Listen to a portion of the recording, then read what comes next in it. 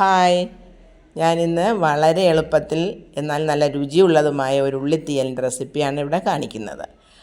അതിനു വേണ്ടിയിട്ട് 250 ഗ്രാം ഉള്ളിയാണ് ഞാൻ തൊലിയെല്ലാം കളഞ്ഞ് വൃത്തിയാക്കി ഇവിടെ വെച്ചിരിക്കുന്നത്. ഓരോ ഉള്ളിയും വലുതാണെങ്കിൽ ഒരു 4 കഷ്ണങ്ങളായിട്ടും ചെറുതാണെങ്കിൽ 2 കഷ്ണമായിട്ടും ഒക്കെ മുറിച്ച് വെക്കാം. എന്നിട്ട് ഒരു നെല്ലിക്ക വലിപ്പമുള്ള ഒരു വാളംപുളി കഷ്ണം നമ്മൾ ഒന്ന് വെള്ളത്തിൽ കുതിർത്ത് വെക്കണം. ഒന്ന് ഞെരടി പിഴിഞ്ഞ് അതങ്ങോട്ട് മാറ്റി വെക്കാം. ഇനി നമുക്ക് ഇതിനാവശ്യമായ അരപ്പ് റെഡിയാക്കാം. അതിനു വേണ്ടി നമ്മൾ ഒരു മുറി തേങ്ങ എന്ന് വെച്ചാൽ ഒരു കപ്പ് നിറച്ച് തേങ്ങയുണ്ട്, അത് ചിരകിയത് ഒരു പാൻ വെച്ച് അത് ചൂടാകുമ്പോൾ ഒരു ടേബിൾ സ്പൂൺ വെളിച്ചെണ്ണ ഒഴിച്ചിട്ട് നമുക്ക് ഈ തേങ്ങ അതിലേക്ക് ഇട്ട് കൊടുക്കാം. എന്നിട്ട് തീ ഇത്തിരി ഹൈ ഫ്ലെയിമിൽ വെച്ചിട്ട് നന്നായിട്ട് കൈവിടാതെ ഇളക്കി കൊടുക്കാം. അപ്പോൾ ആ തേങ്ങ നന്നായിട്ട് പെട്ടെന്ന് മൂത്ത് കിട്ടും. ഇപ്പോൾ നമ്മളുടെ തേങ്ങ പകുതി മൂപ്പായിട്ടുണ്ട്. ഇനി തീ നമുക്ക് കുറച്ച് വയ്ക്കാം. അപ്പോൾ ഇതിനിച്ചിരി ഉണക്ക തേങ്ങയാണെങ്കിൽ പെട്ടെന്ന് നമുക്ക് വറുത്ത് എടുക്കാം. ഇപ്പോൾ നമ്മുടെ തേങ്ങ നല്ല ചുമക്കെ മൂത്തിട്ടുണ്ട്.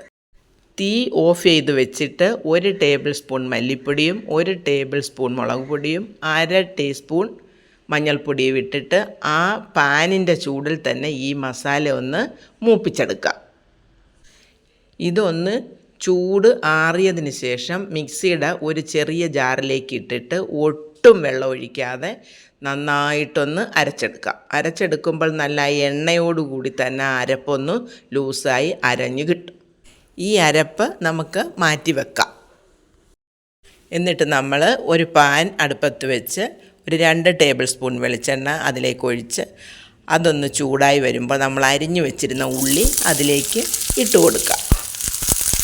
അതൊന്ന് ഇളക്കി ഒന്ന് ചെറുതായിട്ട് വഴന്ന് വരുമ്പോഴേക്കും അതിൽ 2-3 പച്ചമുളകും 2-3 ഉണക്കമുളകും ഇത്തിരി കരിവേപ്പിലയും കൂടി ഇട്ട് വീണ്ടും നമുക്കതിനെ ഒന്ന് വഴറ്റി കൊടുക്കാം. വഴന്നു വന്ന ഉള്ളിയിലേക്ക് ആവശ്യത്തിന് ഉപ്പും നമ്മൾ എടുത്തു വെച്ചിരുന്ന പുളിവെള്ളവും കൂടി ഒഴിച്ച് ഒന്ന് തിളപ്പിക്കാം.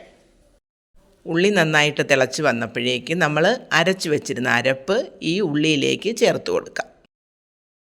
ഉള്ളിയും അരപ്പും കൂടി നന്നായിട്ടൊന്ന് യോജിപ്പിച്ചതിന് ശേഷം ഇതിൻ്റെ ആവശ്യത്തിനുള്ള വെള്ളം മിക്സിയുടെ ജാറിലേക്ക് വെള്ളമൊഴിച്ച് കഴുകി ഇതിലൊഴിച്ച് കൊടുക്കാം.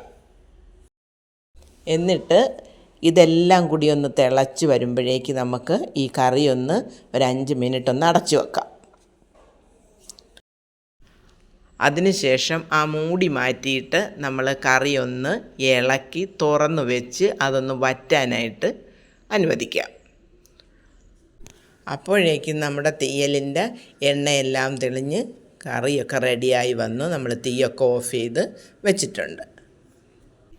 അപ്പോൾ നമ്മുടെ എളുപ്പത്തിലെ ഉള്ളിക്കറി ഇവിടെ റെഡി ആയിട്ടുണ്ട്. നിങ്ങൾക്ക് ഈ റെസിപ്പി ഇഷ്ടമായെങ്കിൽ കമൻറ്റ് ചെയ്യണേ, ലൈക്ക് ചെയ്യണേ, സപ്പോർട്ട് ചെയ്യണേ, എന്നെ സഹായിക്കണേ.